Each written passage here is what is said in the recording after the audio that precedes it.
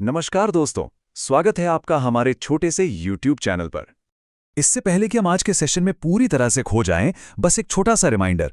अगर आपको हमारा काम पसंद आता है तो अपना स्टडी हब को सब्सक्राइब जरूर करें, इस वीडियो को एक लाइक दें और हाँ, अपने विचार कमेंट्स में हमें जरूर बताएं।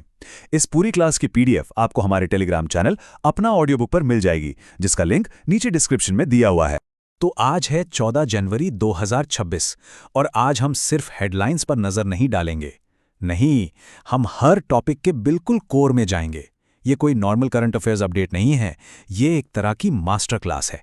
इसको इस तरह से डिज़ाइन किया गया है कि हर घटना का क्या, क्यों और कैसे सब कुछ समझ में आ जाए।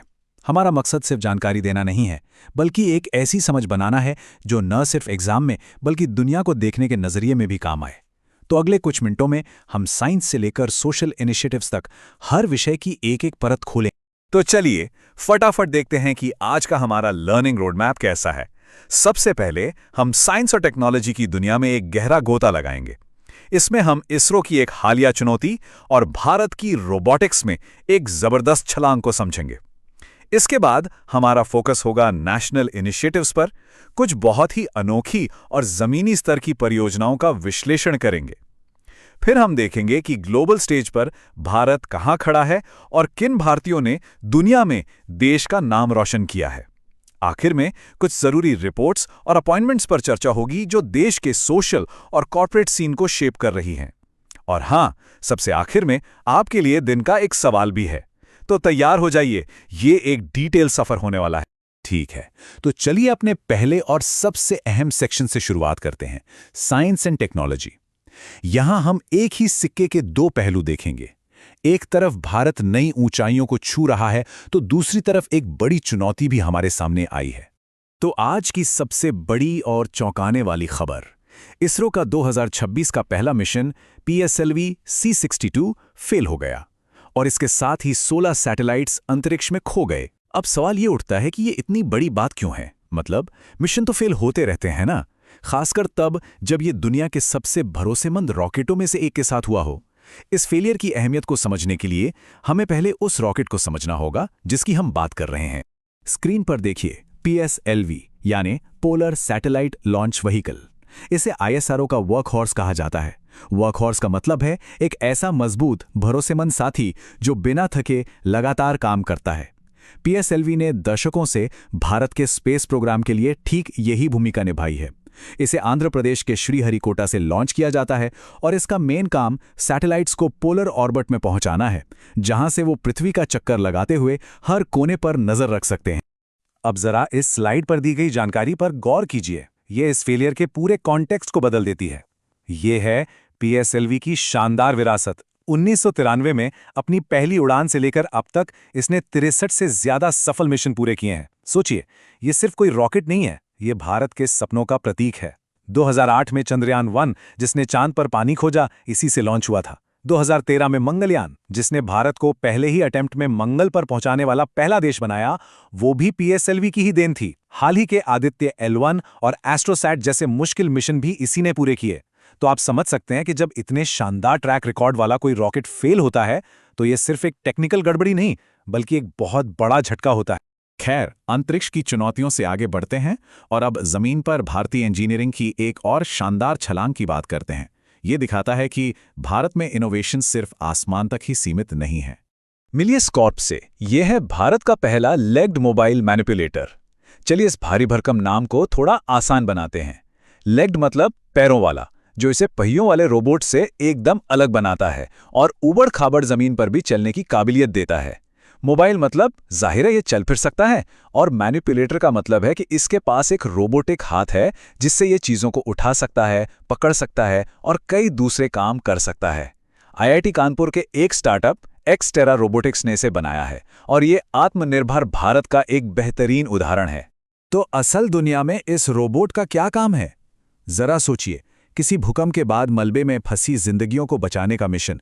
स्कॉर्प जैसी मशीनें वहां जा सकती हैं जहां इंसानों का जाना नामुमकिन है, या फिर किसी न्यूक्लियर प्लांट के अंदर रेडिएशन वाले एरिया में इंस्पेक्शन करना हो। ये रोबोट ऐसे खतरनाक काम चुटकियों में कर सकता है। इंडस्ट्रियल इंस्पेक्शन से लेकर सिक्योरिटी और सर्विलेंस तक इसके इस्तेमाल की कोई सीमा नहीं है। ये सिर्फ एक मशीन नहीं है, बल्कि कई सेक्टर्स में क्रांति लाने वाला एक टूल है। चलिए अब अपने अगले सेक्शन पर चलते हैं, राष्ट्रीय पहल। यहाँ हम उन अनोखी विकास परियोजनाओं पर नजर डालेंगे जो भारत के भविष्य को जमीनी स्तर पर एक नया आकार दे रही हैं। आपने स्मार्ट सिटी तो सुना होगा, पर क्या कभी बायोहैपी डिस्ट्रिक्ट के बारे में सुना है? ये एक बहुत ही कमाल का कॉन्सेप्ट है जिसे भारत में हरित क्रांति के जनक दिवंगत डॉक्टर MS स्वामीनाथन ने दिया था। इसका मूल सिद्धांत ये है कि असली खुशी और विकास प्रकृति के साथ तालमेल में रहने से ही मिलता है।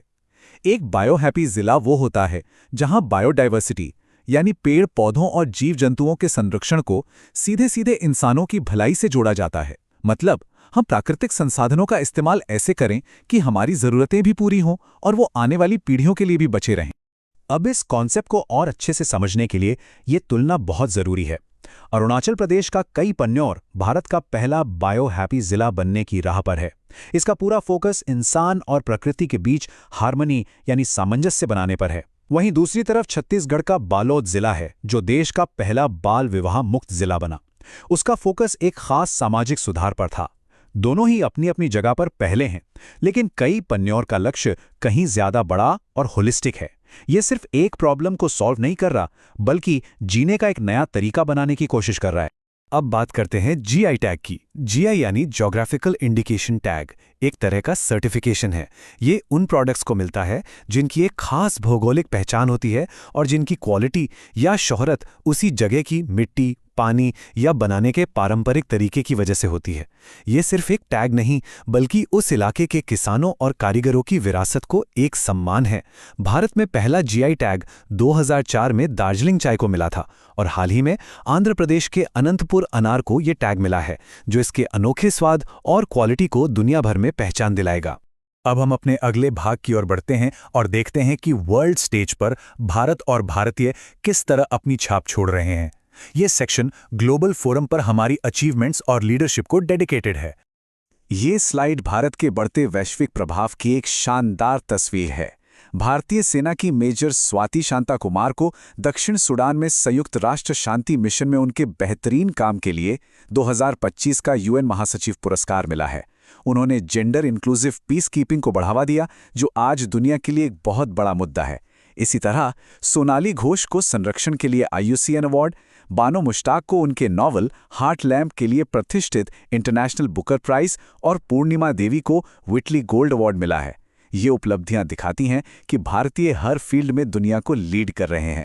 एक और बहुत ही अहम खबर जो भारत की बढ़ती डिप्लोमैटिक भूमिका को दिखाती है। भारत नई दिल्ली में राष्ट्रमंडल अध्यक्षों और पीठासीन अधिकारियों के 28वें सम्मेलन की मेजबानी कर रहा है। ये एक बहुत बड़ा इवेंट है जहां कॉमनवेल्थ देशों की पार्लियामेंट के स्पीकर्स डेमोक्रेसी और संसदीय प्रक्रियाओं जैसे जरूरी विषयों पर चर्चा करेंगे। लोकसभा अध्यक्ष ओम प्रकाश बिड़ला का इसमें भारत को रिप्रेजेंट करना देश के लिए एक गौरव का पल है।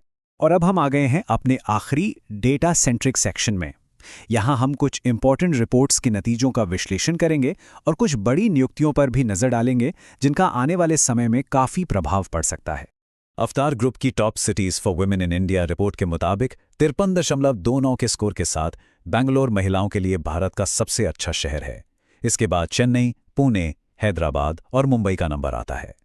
ये सिर्फ एक रैंकिंग नहीं है, ये हमें बताती है कि कौन से शहर महिलाओं को आगे बढ़ने के लिए बेहतर माहौल, मौके और इंफ्रास्ट्रक्चर दे रहे हैं।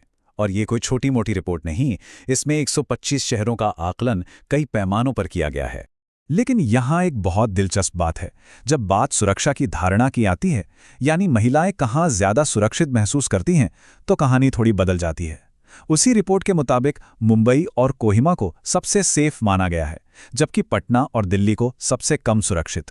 ये हमें दिखाता है कि एक शहर महिलाओं को मौके देने में तो अच्छा हो सकता है, लेकिन जरूरी नहीं कि वो उन्हें सुरक्षित महसूस भी कराए। ये डेटा पॉलिसी मेकर्स के लिए एक बहुत बड़ा मैसेज है कि विकास हॉलिस्टिक होना चाहिए। अपॉइंटमेंट्स की बात करें तो मेटा ने दीना पॉवेल मैकॉमिक को प्रेसिडेंट और वाइस प्रेसिडेंट बनाया है।